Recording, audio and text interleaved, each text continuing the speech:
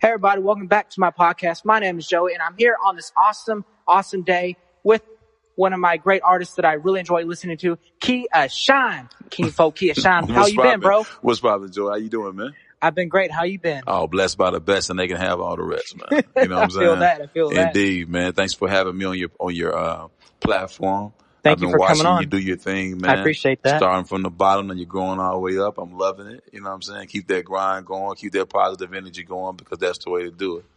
You know Thank what I you. mean? Indeed, man. I definitely look up to you in a lot of ways, and especially, I want to start off what was it like growing up in Memphis? And I know everybody's situation is different, but how was growing up in Memphis? Oh man, there were some times that really made me. You know what I mean? Times that it was fun, but there's also some things that shaped me to who I am today. You know, I came up in North Memphis, Frazier, Greenbrier Apartments. It was a scenario to where you saw a lot of negativity around you, and you saw examples of what to do and really what not to do. And a lot of those examples were carried out through my family members, my cousins and my kin folks or what have you. And, it was a nostalgic time. It was a different time, but it was a time that really taught me a lot about struggle, about coming up, and being a survivor. I always tell people you should clap for yourself because you survived way further than what they thought you would. You know what I'm saying? And I feel like that's me. I'm a survivor. I'm not gonna let things stop me. I'm not gonna be in the situation where I just let life kick my ass and don't get back up. But life was definitely kicking my ass early though. You know what I'm saying? Like out in North Memphis, man, we being evicted from our home, when you come home from school and you see your things outside. right? I experienced that on Chattering Lane in North Memphis. I saw that. Walking home in the third grade and you see your things in your house, outside your house, because your things have been evicted. I went through some really difficult times, man. But those times shaped me to who I am today. Being without, not having, it just puts you in that perspective, man. It makes you feel like, you know what, I'm gonna make it regardless. I talk about it on my due season project, and some of the ills that we went through, like having to move in the middle of the night because my stepfather at the time was on crack and was taking rent money from people at our Overton Crossing and Fraser Boulevard apartments that we stayed in, and having to leave and go to East Memphis, to the first apartment my mom could find, a 2-bedroom apartment with all 6 of us in it for the majority of my high school life. 2 bedrooms, and my mama slept in the living room, and it's like that was our life, just being in meager situations, you know what I'm saying, being in dire straits, and working my way from that. So Memphis taught me a lot about struggle, but if you can make it out of Memphis, you can really make it anywhere, That's true. I'm sorry that you went all through that. I know that was it was tough, but at the same time, it's like, and then also too, like, if you look a certain way, you're gonna get tested in Memphis, and like me being, I don't look like a typical Memphian, and a lot of times when you are depicted as some kind of pretty boy or whatever, you're not tough. So your toughness gets tested. You know what I'm saying? Right. And I got to a lot of fights, you know what I'm saying, coming up. But it wasn't all bad, man. I learned early that Memphis had its own swag, our own style, our own culture, and I identified with it. And I came up when rap was starting to develop and be our music, you know what I'm saying? So though Memphis is known for the blues and soul and all that, I came up in the era where Memphis started to get his own and hold his own sound with rap. And that was, I was inspired by that. And, I think being creative and being a creative really kept me out of a lot of trouble, you know what I mean? And being able to play in, Frazier Football League teams and stuff like that. Those things helped me. Those things helped me stay on the right path. So It was tough, but it taught me a lot, man. It made me who I am. Memphis definitely made me. And if you can make it out of Memphis, you can make it anywhere. That's true. Yeah. And with that, who like really inspired you to start making music? What inspired me to start making music is it's just, when you listen to your mom's music and you like, or your dad's music, you can see some things about it you might like. But when I saw hip hop was like my music, you know what I'm saying? So it was like seeing it. I was making demo tapes when I was in the third grade. You know what I'm saying? I'm making mixtapes back in the day. You know what I mean? Finding a way to record myself, playing a actual vinyl, and then recording the vinyl to my recorder that I could be able to, hear myself on. Mm-hmm. I started like that. Okay. I've always been inspired by hip hop. You know what I'm saying? Hip hop just always spoke to me and for me. And, so it just kind of started there, doing talent shows, being in groups, being in crews, and just creating music. You know what I mean? It started as early as third grade, I can remember. Oh, okay. Yeah. So I've always been able to rap or love music, but it wasn't until later in life, in the 9th, 10th grade, when I moved from North Memphis to East Memphis, and I happened to be best friend with Eric Gales. Eric Gales is one of the best guitar players from this city. And he was young with a record deal and going on Arsenio Hall show and things like that. Right. I think if you want to be something, you got to see something. That's true. And I was able to see something early to be inspired by individuals that was doing, even though Eric was doing rock music, Eric Gales, he just won an Oscar and a Grammy this year for Sinners for playing on that. But it's like, God put me in around certain people that inspired me. You know what I mean? I think that's what it was. Even though it was difficult, my surroundings and my environment, he also put me around people that were inspiring me to do something else. I saw something. I was able to see something. It inspired me to be something. Okay. That's awesome. Yeah. I love that story. Thank you, man. I appreciate it. I know I said this already, but that must have been a really tough situation. And being able to really do things to really, I guess, I don't know how to say it, but, get yourself, in the right mind. Galvanize it. Yeah. You know what I'm saying? You got to be able to galvanize the situation, man. Me and my wife talk about that. Like, you got to take that, use that to give you fuel to make you not stop. Like, it's happening for me. It wasn't happening to me. So these situations happened for me to be who I am today. So I like to start getting into the music realm now. In terms of, so some of the interviews that I watched, you were talking about like working with Yo Gotti. Yeah. You mentioned Glorilla. You also mentioned La Chat. Yeah. Shout out to her. I met her once. She's amazing. Chat's amazing. So how was all that? Like, you were talking about Skinny Pimp, working with him. How did all that go about? Like, how did you meet them, and what songs did y'all do and stuff? Okay, well, it's kind of a big question, but like, all right, it kind of started with this crew, Rap Hustlers. You know what I mean? Myself and Andre Stevens was my business partner. Basically, what we did, we started a record label called Rap Hustlers. Rap Hustlers was derived from the fact that that's what we were doing. We were rap hustling. I started really. My first break was a young producer at the time. He had some dope beats, and I believed in him. And I got a chance to meet this dude named Dino Del Valle. Dino was an A&R that signed Cash Money to their first $30 million deal. When I saw that, he was in town, a friend of mine brought him to my house. Shout out to my boy Rick. And he was in town to sign Play a Fly, but he brought him by my crib, and I played him all the music from the label that I had going on at the time. The label I had going was Diamond Cut Entertainment. Shout out to D-Lax and all the crew that was down with that.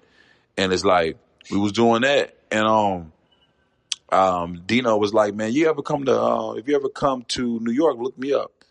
And I looked him up. I went to New York the next week with some buddy passes, and I was able to play Dino some beats from a producer that I believed in. I was actually playing music, but he didn't like none of the music, so I was going to rap to him on one of my beats that I had on me at the time. When I pressed play on the beat, Dino loved the beat so much, he said he wants to buy the beat. I said, well, what do you mean you want to buy the beat? Because I always got my beats for free. Right. And he said, I want to buy a beat. I had never bought a beat. So I was like, how much you'll give me for the beat? He said, I'll give you $5,000 for the beat. I said, the beat is yours. I didn't get a chance to even rap on it. Right. I just happened to sell him a beat by accident. The producer of the beat in which I sold was Drummer Boy. Wow. Because I linked with Drummer Boy and was selling his beats when he got out of high school. He was going to Cordova High School. Wow. And I heard his beats and I thought they were crazy. And I ended up by accident selling this A&R beat. I came back to Memphis and gave Drummer Boy $2,500 of that $5,000 that I got. And I started selling more of his beats. And those beats, selling those beats got me into those offices and got me into those A&Rs. And that got me a publishing deal from selling beats to Rough Riders and then to Universal Records. Right. I took the publishing deal money and started Rap Hustlers. Myself, Jack Frost, got an investor out of Queens. Shout out to KK. And we was able to sign and do deals with Yo Gotti, Gangsta Black Skinny Pimp album, Lil Chat, as well as Yo Gotti. And that's pretty much how I got into that flow with those dudes and was introduced to those dudes, through just, starting my own wave with the beats and selling beats and then turning to a record label because I was really just rap hustling. And that's how it started. So I did Yo Gotti's Life album. I did Skinny Pimp's Pimpin' and Hustlin' album and Still Pimpin' and Hustlin' album. I did Criminal Main, Playtime's Over. I did La Chat, Dramatize. I did Big Business, the first Rap Hustler compilation. We were just dropping records through Selecto Hits and TVT. We were the reason why Gotti was even at TVT because we were able to do our own distribution deal through TVT to put out these records that I just mentioned to you. And I would release those records and distribute those records, I would rap on those records and I would market myself on that music as well. And that's how I learned how to hone my skills as an artist and a rapper or whatever by rapping on their music. You know what I'm saying? Okay. I always could rap, but I really wanted to be respected as a CEO. So, and during that time, that was the flow. I had the CEO, but I can also rap. And I was breaking myself on their music, on their projects because they had fan bases at the time. Some of them big, some of them weren't. And I was able to just help expand what each of these artists was doing, expand their brand. At the same time, build my own fan base and my own brand. The Yo Gotti Life was the first project in Memphis that had a DVD and CD with it. You know what I'm saying? And we was the first to have a rap tour bus with our artists on it and stuff like that rolling through Memphis. So the marketing and the push on Rap Hustlers, you had 3 6 Mafia, you had 8-Ball MJG, but after that and before PRE and CMG, you had Rap Hustlers. And that gave the blueprint to the new nuance of Memphis. We're talking about mid-2000s at this time. And then from that, I was able to parlay that into Kia Shine doing my solo album thing, but I had marketed myself through all of those releases and people became familiar with my music and I was able to continue doing it as an artist as well. So that's kind of how it all came together. Okay. And so within that, who was your favorite artist to work with out of, everybody you worked with? Who was somebody you really liked, really enjoyed, I mean, there were special moments with Skinny Pimp. The first video and song that I had hit the radio was a song called TVs, 23s and Wang, and then we did the remix with 24s and Wang. Okay. That was special moments. I feel like I made special moments with each of those artists. With Yo Gotti, with Sell My Dope, and some of those Dirty South Soldier remixes, and some of those records on that joint is classic. And then at the same time, me and La Chat. I had moments with each of these artists. You know what I'm saying? And I think, but my next record is always my best record. You know what I'm saying? I think my best days are in front of me, not behind me. Right. But I've made moments and made memories. And I think that's the important thing to be able to do is just make moments and memories and really tap into the right now with music. I mean, I think if you could just get into the moment of what you're doing, those moments last forever. That is true. You know what I mean? So I just give myself to the moment. Same way I do with acting too. You know what I mean? Just give myself to the moment, surrender to the moment and storytell. And that's what I was doing, telling stories then, and I'm still telling stories now. So you mentioned acting. You did a lot of acting. You did some voice acting. Yeah. So how was that? How was it doing some voice acting? The pivot from music to film and television is a natural pivot. If you're not growing, you're dying. Mm-hmm. Anything that's not growing is dying. So though I talked about Rap Hustlers, there was a pivot from the Rap Hustlers from Kia Shine being the CEO with the flow. to me being my own artist and my own deal with Due Season and Right. putting out records like Crispy and Stunner Frames and Respect My Fresh and Wow, all these records with that Due Season, which is about to be 20 years old next year. I'm gonna got something special Wow. coming with that. But it's like it was me recognizing the pivot. When I was selling beats, I had an independent record label, Diamond Cut, but it was time to pivot to get it when I found Drummer Boy and start selling his beats. That was a pivot. Right. It was a pivot to get a publishing deal and then start Rap Hustlers. Okay. It was a pivot to go from Rap Hustlers CEO and putting out these artists to being Kia Shine as an artist and Respect My Fresh and doing that thing. I think it's very important to know when it's time to pivot. And you got to pivot to be able to get it. That's true. And I pivoted to film and television right when my mom and my dad passed. Sorry because to hear those that. things that we both talked about, me doing more creative things and expanding. And I was able to get an agent in Atlanta and move down there and get involved into the actor community because everything is shot down there. Right. So I was able to get into that flow and just be more of a creative and expand, not keep myself in the box. You know what I mean? Right. So when the opportunities presented themselves, I was ready. You know, I knew that my voice can be used for something other than just rapping.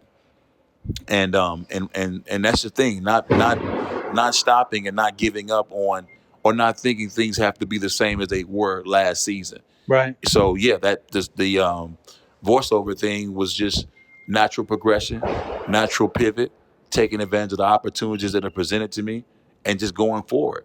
And I was able to get in Red Dead Redemption 2 based off of that.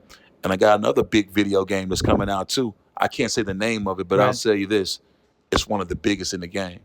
Well, I'm excited to see it. Yeah, for sure. It's definitely on the way. I had to cut my beard when I did it too. Oh, yeah, you look fresh. Yeah, but I had to cut because when you do those video games, you can't. They put you in the game, so you got to cut this off. And you know what I mean? So I didn't have a beard for about a month. You know, I'm very active on social media. Right. I didn't show my face at all about a month. My daughter saw me and she was like, "I'm talking." Her face when she saw me, she's like, "Dad, you're talking, but it's not you." She's like, right. You know what I'm saying? Are you sure that's? Yeah, they've never seen me without that. So yeah, man, voiceover stuff is super. Voiceover character stuff is super cool. It's a really dope thing to be able to do. Like, you know what I mean? Like to see.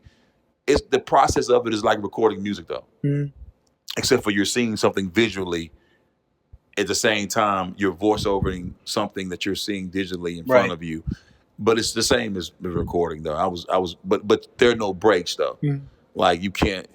When you in there, your phones they take your phones from you, and you are and a director is in your ear and they're feeding you lines and you're like. You know, you just going at it, like, you know what I'm saying? And you saying it this way. I mean, like, it's brutal. You know what I mean? Like, I could take direction very well, but it's definitely like a lot of work. You know, it's not like music when you maybe start a vibe and you can stop when you want to and all that. Right, but it's different. You got to be on it. Right. Yeah. Otherwise. Or you won't get the job. Or you know what I'm saying? But it's not like music in a sense where video games don't pay residuals to their actors.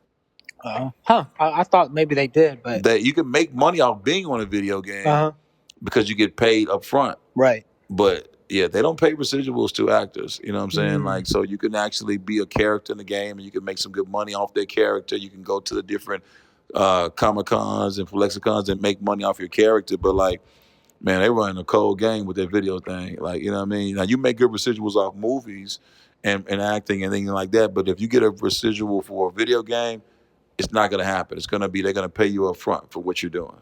So you get a good check for it, but it's no residuals. You know what I mean? So it's a good opportunity though. So, if anybody wanted to get into something like that, get into voice acting, what was their way?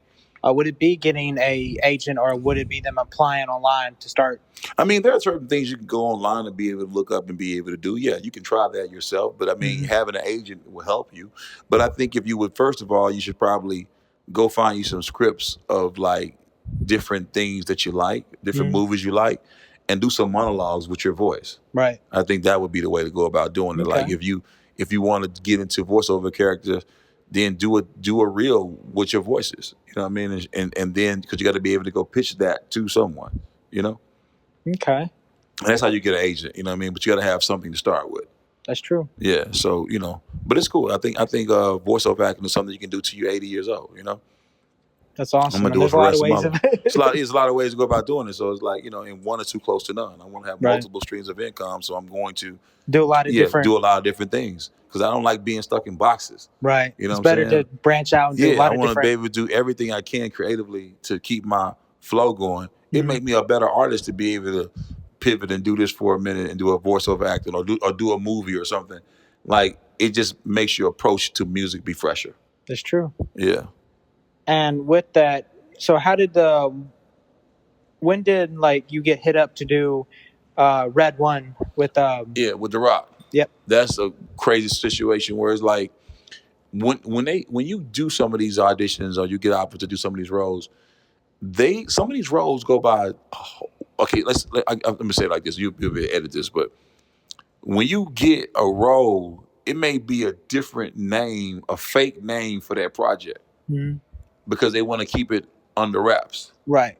So you may go do something. They may call the movie Dark Blue. You know what I mean? But you may not know. You may see some of the executive producers of it, but you may not know everything about their project until you actually get booked for that project. Right. And then you start then you start to it reveals to you. So to answer your question, yeah, Mhm. it was revealed to me right. that this was going to be Red One. But initially, it was like I went out for this role for this thing that looked cool. Mhm. That I saw some of the names that were executive producers, but I didn't know until I got to the set the magnitude of what the movie was. So imagine me coming Right. in there like, okay, I got the part. I get there, and I'm like, and now they show you everything, and you like, that's The Rock right there? You know Right. what I mean? So it's those kind of things, man. Those moments that I remember. That's like, wow. And you don't want to, I'm Right. super cool in my head, but I'm Uh-huh. like also like I'm a fan of dude too Right. of The Rock, and I'm like want to be, respectful, and I want to be professional. I want to wait for the right moment to be able to let The Rock know I'm from Memphis, Tennessee, where you got your wrestling star at, and I'm this and this what I do, and blah blah Mhm. blah. But those times came, and I got a chance to be able to kick it with him and be on a $250 million budget film. Wow. To see how that's put together, Mhm. to work on something of that magnitude is an incredible thing. Just the experience of that. You know what I mean? To That see sounded how that incredible. goes. Like it was a blessing, bro. And then here's the story though. Mhm. The thing is when it came out in theaters, Right. and because it's a Christmas movie, it keeps Mhm. coming back number one every Christmas. So it came I'm out in gonna rewatch it 24. again. It was number one. It's on Prime. It was number one in 24 in all the movies across the world. And then it became number one on Prime through the whole Christmas season. Last year, Christmas season started. November, boom. All the way to January 7th. Number one movie on Prime because it's a Christmas movie. When I first went to see the movie with my daughter and my Mhm. family, we went to this spot where you can eat and watch the movie at the same time. Right. Did not tell my daughter I was in the movie. She was 6 years old at the Mhm. time. And she sees the movie. We're watching this movie. We're enjoying this movie. And then the moment happens where she sees her father on the screen. Bro, let me tell you, her eyes, the Mhm. way she looked on that screen when she saw her father on that screen, bro. She was shocked, surprised. She looked over at me and she looked at that screen. And that's just the way her face is embedded in my heart, bro. It is just, man, it inspires me right now, just thinking about that moment and seeing her face. Right. And then last year when it was on, she's Mhm. like, I want to see Red One, and she's watching it. It was a beautiful. Man, I was in tears in the movie theater, bro. And then I'm in tears, like, and while I'm in tears, trying to hold it back, you know what I'm saying? Somebody's like, "Yo, Sean, I see you in the movie and shit." You know what I'm saying? But they're a Mhm. fan of your music, and I'm like, man, trying to like wipe these tears off or whatever, bro. But it was just dope to my daughter to be able to see Right. that, bro. Like, you know what I mean? That's what I do it for them. So it was just incredible. That was an incredible moment, man. But I do have some new stuff on the way. I don't know. Last year you might have saw me in BMF I had an episode of BMF, and then Mhm. this year we got P Valley coming. Oh, okay. I'm in season 3 of P Valley. So that's a new drop for your show right there. So you're gonna let your people know y'all get some exclusive drop that I Y'all am stay in. tuned for that. Yeah, P Valley season 3. You will see me, and I also did a lot of music on P Valley this time around too. So I'm excited I'm to hear that super too. excited to see it all come together. We had a And where great would that time be on, shooting it. like, when it comes That'll be out? on Stars. Okay. That'll be on Stars. So that'll be coming up real soon. You guys they'll be releasing the date for it. But yeah, it's available. It's That's coming. awesome. I'm Yeah. excited to Yeah, see I'm it. excited to see it too. I can't wait to see it. You know what I'm saying? So, to go Y'all back, got that here first. Right? Nobody that is knows true. that. You can hear it first right now. That Yeah. is true. For sure, for sure. So, to go back a little bit into music, what was it like to record the music, film the music video for Fly with Fresco Trey? Like, how did that Fly with go? Fresco Trey. Shout out to my boy Eric. He had pulled the Ferraris out for that joint. I actually detailed one of his cars Yeah, in yeah, the yeah, past. yeah. I know. And shout out to my boy EG. Listen, that was an incredible song, Fly. I was saying before off camera Mhm. that the song I have, Fly, go stream it. It's with Fresco Trey. Fresco is a great voice from Memphis. Um, but we did a collaboration, man, and it is the biggest song that I have on Apple Music right now. Wow, And it's in Tokyo. Tokyo is the number one market for that song, Fly. It is the number one song above Crispy every that's week. crazy. Fly has been charting in Tokyo. I think me and Fresco gonna have to go over there and do a show I because think the y'all people should. people love that song. I've never You been to know what I mean? Tokyo, but that sounds just Yeah, it'd be my crazy. first time too. So I'm looking to go out there. But yeah, Fly, great video, great song. Youth in Memphis with the OG on it, and just a great production by my kinfolk Two Cent on the beat. Yeah, man, just a great. It all came together beautifully. A ode to females. You know what I'm saying? Like a real player record, man. And that record is doing very well to this day. We dropped it in of 24, right Mhm. when Red One came out, and it's like it's still doing numbers to this day, growing still. So if you haven't checked out Fly, dope video. Shout out to my boy Wolf. He shot it. Just a good vibe, bro. Ode to the city, being able to show a nightlife of Memphis. Great video, great song. Came together really well, bro. Shout out to Fresco Trey. Shout out to him. Yeah. So, how was it like to write, to do the song "Crispy" and "Wow" and some other songs you did? Those songs, Crispy, Wild, Respect My Fresh, it's more about the That's what drip. I meant to say. Respect my Drip, fresh. yeah, Stunner Frames, Yep. all drip music. Drip before drip was hip. 900 swag. shoes ain't 50. Yeah, swag Yeah. before I'll be swag listening was to them like, on the way to work. yeah, swag. It just feel good music from Memphis. Mhm. I had a clothing store back in Mall of Memphis days, so I always been about the fly and been about the fresh. And I felt like if Jeezy Yeah, I was, see it. yeah, oh yeah, you know what I mean. If Jeezy was trap or die, I was like, you know what I mean. I was gonna be fly, you know what I'm saying? Right. Like, and just people rapping about dope all the time. So I Mhm. said, let me rap about clothes Right. and fly. It hadn't been heard yet. Yeah, because they hadn't been out yet or whatever. And I didn't know that people wasn't on drip. You know what I'm saying? Right. Like that was what we was on. Crispy. That was what we was on, and that's Right. just ended up just being something that just like made me different. I think you gotta be different. I think being different is key. I think you don't need to try to come out sounding like everybody else. I No, think being you can be different, yourself. be and yourself and be authentic. That's true. And those records are authentic, and I did my best job producing those with my brother Dirty Fresh and Tommy Rich, and I think like we created a sound that was still like it still feels right today. It's competitive sonically. The mixes of those records, Right. the sound of those records, like they don't sound like dated. You know what I mean? And that's what we were trying to do. You know what I mean? So I think yeah, those are great records. Just being myself, being authentic. That's it. You know what I mean? That's all that came. Being authentic and being myself, trying to be not like everybody else. Right. You And know what that's I mean? important to Yeah. not want to be like everybody else because, like you said, there's too many of. Yeah. And that's one of the things that that I'm trying to do as a new artist myself is Yeah. trying to really show that positive light on the Memphis and Yeah. trying to show that you don't have to do violence to You be don't have to. in this city. You can No. be Man, you want to move the world, you start with the person down the street. That's true. And I think positivity kills the negativity. I think if you want to 100% pick up agree. that microphone and you want to be something negative or whatever, bro, you got to live up to that stuff. Right. And when Otherwise, people can see through that and be Yeah, like, you're and just it's- rapping about something you don't live. you're not it. And then if you are living that stuff and you're putting that stuff out there, whatever, you leading people to do that kind of thing, Right. that thing comes back in your life. Right. You speak what you feel. You eat what you kill. Let life and death is in the power of the tongue. Right. So if Of you're gonna course, nobody's perfect, but if you're gonna get on that mic, you mm, got to make sure you speaking life. that's true. Because if you speaking death, death follows you. And yeah, you might get paid for speaking that death. You might Right. you might make a nice coin from being negative. But if you look at individuals who rap about that and do that thing, just look at their life and what they had to go through. They may have a lot financially, some of them, but look at the losses though. Some of the losses is crazy, and some of them have just like people like Dolph.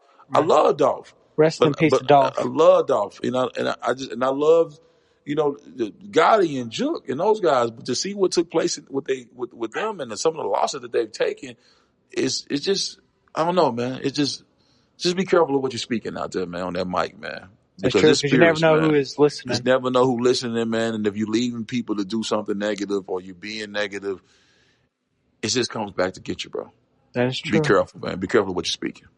I 100% agree to that. Yeah, you know what I mean? So I love to hear you doing positive. Keep it positive. It's cool to reflect on what you've done. Right. Tell a story, but it's like, just be careful. Because, man, death and life is in the power of the tongue. That is true. Careful what you speak. Speak what you seek. And if you're speaking what you're seeking, you're going to see what you said. That is true. So, be careful what you're speaking. You're right about that. Yeah.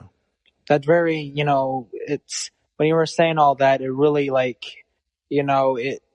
it really gets you thinking dang, like things that you do in life, can either be good or bad. Yeah. And it's not just the choices you make, but also the impact you could have on somebody else. Because they're making choices too, and people are impressionable, and music keeps people through. So if you're going to use that for a negative vibe, you're going to have to own up to that at some point. That's true. You know what I'm saying? So it's just something to think about. Who you speaking for? Who you speaking to? You know what I mean? That is true. Sorry, some of my questions are on here. That's all good. I'm trying to think of some of the questions. It's all good. Let's see. What was I going to say? Yeah, zero recording. We good. 35 minutes in. Let's see. I'm trying to think what else I was going to ask. So we went over music, film. We went over. Okay, that's fine. Yeah, that'd be great. Yeah. Let's see. See.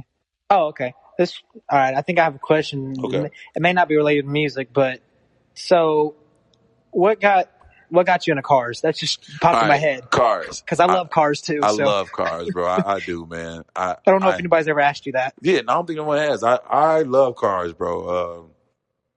I have an aficionado. That's my dad calling. Okay. Let me take this real quick. Yeah, go ahead. 1 second.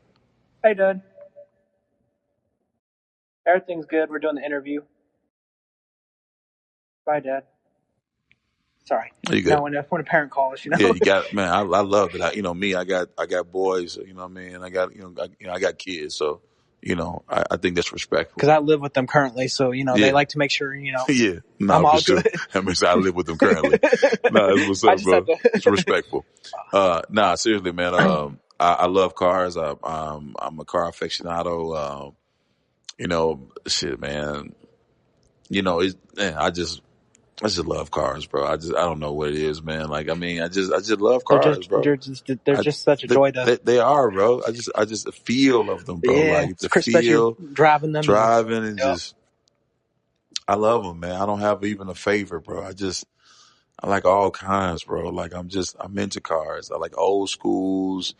I like semi old schools. I like, I just like different. Right. I like foreign. I like some of the American muscle. I like it all, man. You know what I mean? I like it all, man. Like, so what's your ultimate dream car? Like, if you would it be a Lambo? What would it be like? Okay. So ultimate dream car today. Like, do you have any in the garage currently, or do you? I mean, we got Maybachs, we got SRT trucks, we got Beamers, we got my the CL 550. Nice. They don't make it no more. 2012. It's one of my favorite cars. Like, you know what I'm saying? Like, it's just something about it when it came out, their body style. I like the 840 Beamer. You know what I'm saying? 840 Deluxe, 1994. 6'4" Impala. Okay. Chevelles. Nice. I like the GTOs, the 70, 72 GTO. Let me think. I like the Roseworks Don. I like that Don. That's a nice new school, but you know what I mean, has a vintage feel. Right. I still like the Flying Spur. I love I Bentleys. like, you know what I'm saying, Bentley Spur. I still like that. There's a new Alpina that's coming out by Beamer. It's crazy. I like that new SL, the new Maybach SL. Oh, the 680. The 680. I drove Stupid. one. Oh my god. They got a bunch of those at Mercedes Collierville. Yeah. They're hard. They like 250. Yeah. Yeah, they like 250. I like those too. Those are nice. So what got? They big coupes. I like big coupes. Right. You know what I'm saying? Like the big ones. I like that. But yeah, man. I don't know. Old schools though, man. Like old schools have character. Mm-hmm. I like old schools a lot. Old 72 Challengers. You know, just old schools, man. Old school. I like, and I do like the big trucks too. I like the TRXs. I like the Dodge Durango Hellcats. The Dodge Durango Hellcats. I like those. I like Dodge engines. I like Mopar. You know what I'm saying? Hemis and yeah, I like Mopar too. Man, it's hard. I mean, I can go on for days about these cars. Me too. Like that's why I love going to car shows and stuff. Yeah, I used to do the Dub car show every year. You know what I'm saying? Oh, wow. When you used to come here, bro. I love Rovers. Have you ever been to the Edge Motor Museum that's in Midtown? No, I haven't. I'd recommend it. It's near downtown. Yeah. I usually go. It's like the second Saturday of every month. Okay. And they have it's a cars and coffee show.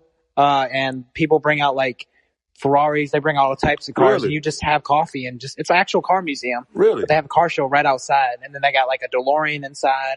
They got different people. Like they'll allow. Oh, we gotta go to it. That's it. We gotta go to it. You definitely should. We gotta pull up and go to it. Shout out to Richard. He's the owner. What up, Rich? We gotta come see these cars, man. I'm coming to see these cars, man. Seriously. I've detailed some of his cars, and it's amazing. Nice. He's got like a classic Mustang, and that Mustang that was 65. I think so. Yeah. Because it's on my page. Yeah. Man. Like, I'm always trying to strive higher to, because someday I want to get. I'm trying to figure out what my next car is gonna be. I don't know yet, but I've been looking. I just been looking of what to get next, man. Like what type of. I don't know, man. It might be old school. I don't know. I'm trying to figure it out. I'm trying to figure out, you know what I mean? But I want an old school I can drive every day though. Right. Like something that's already done. I don't want to do it. I want it to be finished. You want it to be already ready to go. You know what I'm saying? What do you think about like Maseratis and stuff? I like the sound of the engine, Maserati engines. I love those sounds. But Maseratis, I guess some of the newer ones are good. I like the like the Gran Turismos, or do you like the SUVs? The SUVs are good. SUVs are good, but like I don't know. I'm Maserati is not my top of the line. I do like. I like even the Alfa Moreras. I like those are cool too. We got a bunch of those at our dealership. Yeah, those are cool. Acura NXX, the old ones. We don't have those anymore. Yeah, the old ones are crazy. We've got a bunch of different Acuras though. We got like ADXs, MDXs, Integras. Yeah. Some of them Integras are like Type S's, and they come like manuals. So you can just boom, boom. Yeah. Now, I definitely, I'm from Memphis. I still like a box Chevy. A dope those box cool. Chevy. You know what I'm saying? Like, and some of them, let's see, I don't know, man. We can go on forget about them cars. That's true. Man. Yeah, like, I don't want to bore people out. Yeah. I love the cars, though. Me too. So, what was the next question I was going to ask? Let's see. Oh, okay. I'll just off the top of my head then. So, for anybody that wants to get into the rap industry, but feels like they don't have anybody to start working with, or they feel like maybe people make fun of them, or they feel like their friends won't like what they do. What is your fuck them? And I've excuse my French. Are you good? But it's no one's gonna believe until you believe. Nobody's going to believe until you believe, bro. You have to believe. It starts with you. It's true. And it becomes infectious, contagious after that. But it starts with you. No one's going to believe until you believe. Some people won't believe until after you do it. But understand that if it was for them to do it, God told you to do it. It wasn't a conference call. Right. It was you and him one-on-one. So let's not worry about what other people have to say or think about it. You got to do what you feel like you need to do. You got to find your tribe. You know what I'm saying? You got to do your thing, and your tribe is going to subscribe to your vibe. That's true. Like, rejection is just a part of it. Galvanize it, use it. It doesn't matter. It's like, if you want to get into it, start doing your research. We are an information day and age. You can find out about anything right now with a click of a button. That's true. So just do the research. Find the connection. Find the plug. Find the way. You know what I mean? If you're doing it and it's true to you, it's somebody else who's going to feel it. That's true. So make sure you're just doing what's true to you. You know what I mean? Right. And if they not own it yet, that don't mean they might not be ever. You know what I mean? It just means you just got more work. It's a matter of time and grind. That is true. So just keep working. Just keep working. Keep getting better. Keep perfecting your craft. And just it's what's meant for you. If it's meant for you, it's gonna happen. That is true, and I 100% believe that. Yeah. So and put faith in God. Yeah, it's like, seriously, man. Let your rest on that, bro, and do the work. That is true. You know what I mean? If they ain't vibing with you, man, like, if they're not vibing to your tribe, then they're not worth. God must have meant for them to be able to. He didn't need them to do what you need to do for you. That's true. That's how I look at it. Like, if you don't vibe with me, cool. I don't need you to do what I need to do. Right. It's got to be somebody else. That is true. It's another plug. It's another play. It just ain't you. Right. You know what I'm saying? The buck don't stop with you. And then you'll see people who didn't like it. Now they like it. Right. Because everybody else likes it. That's true. And then they really still don't like it. Right. They just don't want to be a hater. They don't want to be exposed. So they act like they like it until other people stop liking it. Right. And then they'll go back to who they really are. You feel me? Mm-hmm. You never know who they are. People cater to your ego. That's true. You know what I'm saying? But just drop the E and just go. That's true. And just keep doing what you're doing for your purpose. It ain't about them. If you him or you her, it ain't about them. Right. It's about what you doing and what you got to do. You know what I mean? Who you meant to connect with, it's going to happen. That is true. Don't even worry about it. Just keep doing. Just keep doing it. Just keep doing it. Just keep doing it. It's a matter of time and grind. That is true. Consistency and persistence breaks down any resistance. I agree. You know what I'm saying? Right. Any of it.